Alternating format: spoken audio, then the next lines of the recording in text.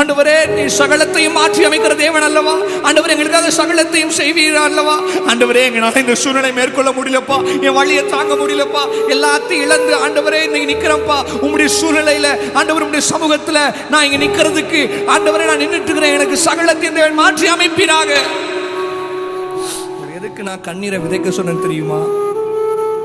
எத்தனையோ மனிதர்கள் உன்னை வேதனைப்படுத்தி இருப்பாங்க, எத்தனையோ மனிதர்கள் உன்னை விட்டு போயிருப்பாங்க, எத்தனையோ மனிதர்கள் பின்னாடி குத்தி இருப்பாங்க, எத்தனையோ மனிதர்கள் நீ உடஞ்சிருந்ததை பார்த்துருப்பாங்க, எத்தனையோ மனிதர்கள் உன்னை வேண்டான்னு சொல்லியிருப்பாங்க. உங்களை பார்த்து சொல்ற, sometimes separation is for your protection. சில நேரம் மனுஷங்களை உங்களை விட்டு கத்த எடுக்கிறான்னு சொன்னா அதுவும் பாதுகாப்புக்கு, அதுவும் நன்மைக்கு. ஏன்னா ஆண்டவருக்கு தெரியும், அவங்க கூட இருந்தாங்கன்னா நீ உயர முடியாது, அவங்க உன் கூட இருந்தாங்கன்னா நீ ஆசீர்வாதமா இருக்க முடியாது, அவங்க உன் கூட இருந்தாங்கன்னா நீ சகல மேன்மை அடைய முடியாது.